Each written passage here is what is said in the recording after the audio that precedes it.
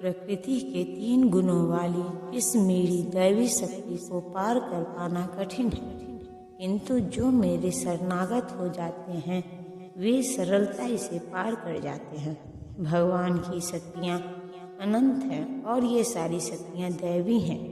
यद्यपि जीवात्माएं उनकी शक्तियों के अंश हैं, अतः दैवी है, किंतु भौतिक शक्ति के संपर्क में रहने से उनकी पराशक्ति आच्छादित रहती है। इस प्रकार भौतिक शक्ति से आच्छादित होने के कारण मनुष्य उसके प्रभाव का अतिक्रमण नहीं कर पाता। जैसा कि पहले कहा जा चुका है, परा तथा अपरा शक्तियाँ भगवान से उद्भूत होने के कारण नित्य है। जीव भगवान की पराशक्ति से संबंधित होते हैं, किंतु अपराशक्ति अर्थात पदार्थ के द्वारा दूषित होने से उनका मोह भी नित्य होता है। अतः बद्ध जीव भी नित्य बद्ध है। कोई भी उसके बद्ध होने की तिथि को नहीं बता सकता। फलस्वरूप प्रकृति के चंगुल से उसका छूट पाना अत्यंत कठिन है। भले ही प्रकृति अपराशक्ति क्यों न हो, क्योंकि भौतिक शक्ति परमेच्छा द्वारा संचालित होती है, जिसे लांघ पाना जीव के लिए कठिन है। यहाँ पर अपरा भौतिक प्रकृति को दैवी प्रकृति कहा गया है, क्योंकि इसका संबंध दैवी है तथा इसका चालन दैवी इच्छा से होता है। दैवी इच्छा से संचालित होने के कारण भौतिक प्रकृति अपरा होते हुए भी दृश्य जगत के निर्माण तथा विनाश में महत्वपूर्ण भूमिका निभाती है। वेदों में इसकी पुष्टि इस प्रकार हुई है, यद्यपि माया मिथ्या या नश्वर है, किंतु माया की पृष्ठभूमि में परम जादूगर भगवान है, जो परम नियंता से महेश्वर है। गुण का दूसरा अर्थ रस्सी रज्जु है। इससे वो यह समझना चाहिए कि बद्ध जीव मोह रूपी रस्सी से जकड़ा हुआ है। यदि मनुष्य के हाथ पैर बांध दिए जाए तो वह अपने को छुड़ा नहीं सकता। उसकी सहायता के लिए कोई ऐसा व्यक्ति चाहिए जो बंधा न था, क्योंकि एक बंधा हुआ व्यक्ति दूसरे बंधे व्यक्ति की सहायता नहीं कर सकता। अतः रक्षक को मुक्त होना चाहिए।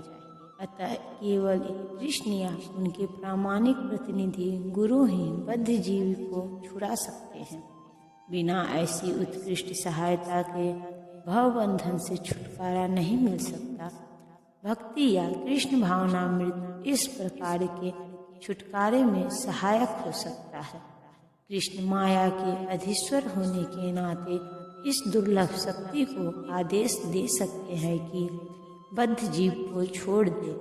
वे शरणागत जीव पर अहेतुकी कृपा तथा वात्सल्यवश ही जीव को मुक्त किए जाने का आदेश देते हैं, क्योंकि जीव मूलतः भगवान का प्रिय पुत्र है। अतः निष्ठुर माया के बंधन से मुक्त होने का एकमात्र साधन है भगवान के चरण कमलों की शरण ग्रहण करना। मामेव पद भी अत्यंत सार्थक है। माम का अर्थ है एकमात्र कृष्ण, विष्णु को, ब्रह्मा या शिव को नहीं। यद्यपि ब्रह्मा तथा शिव भी अत्यंत महान हैं और प्रायः विष्णु के ही समान हैं, किंतु ऐसे रजोगुण तथा तमोगुण के अवतारों के लिए संभव नहीं कि वे बद्ध जीव को माया के चंगुल से छुड़ा सके। दूसरे शब्दों में ब्रह्मा तथा शिव दोनों ही माया के वश में रहते हैं।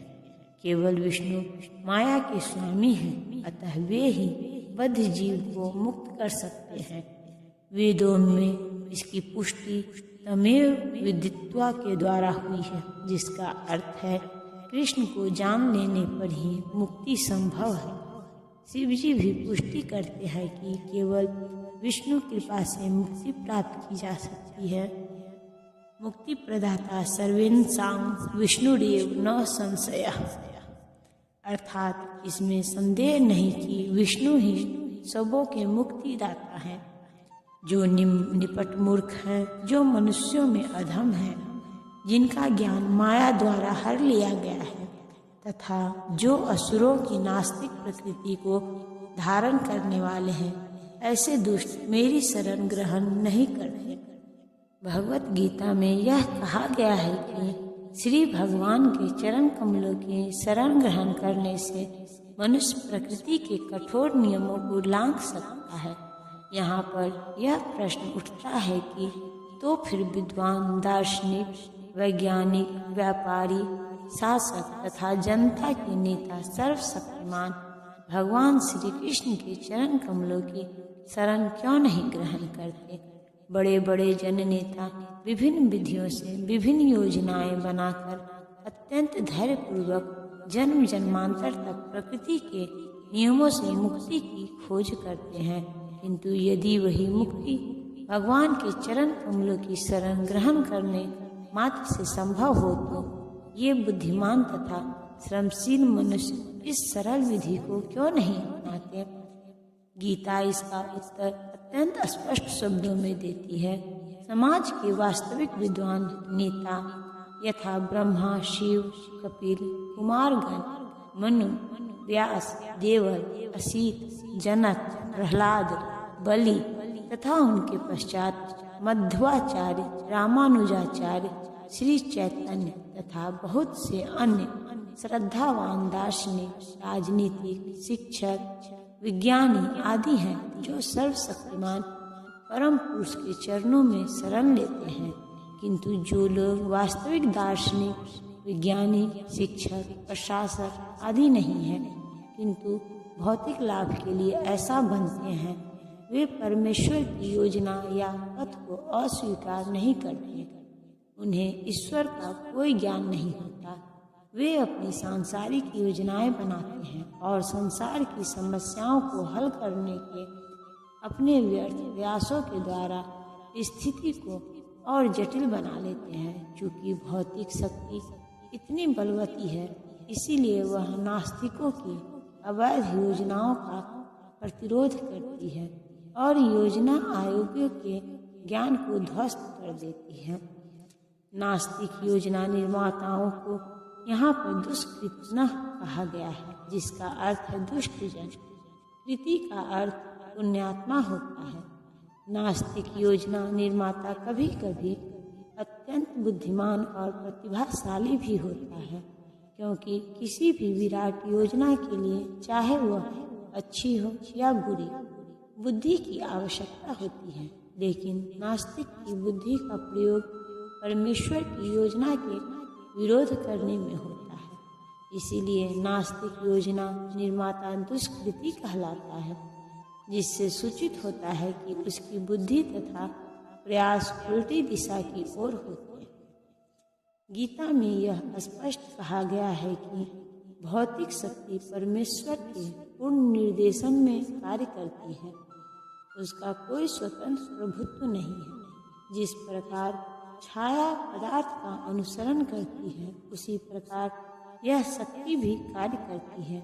तो भी यह भौतिक शक्ति अत्यंत प्रबल है और नास्तिक अपने अनिश्वरवादी स्वभाव के कारण यह नहीं जान सकता कि वह किस तरह कार्य करती है, न ही वह परमेश्वर की योजना को जान सकता है। मोह तथा रजो एवं तमो गुणों में रहकर उसकी सारी योजनाएं उसी प्रकार ध्वस्त हो जाती है, जिस प्रकार भौतिक दृष्टि से विद्वान, वैज्ञानिक, दार्शनिक, शासक तथा शिक्षक होते हुए भी हिरण्यकशिपु तथा रावण की सारी योजनाएं ध्वस्त हो गई थी। ये दुष्कृति या दुष्ट 4 प्रकार के होते हैं, जिनका वर्णन नीचे दिया जाता है।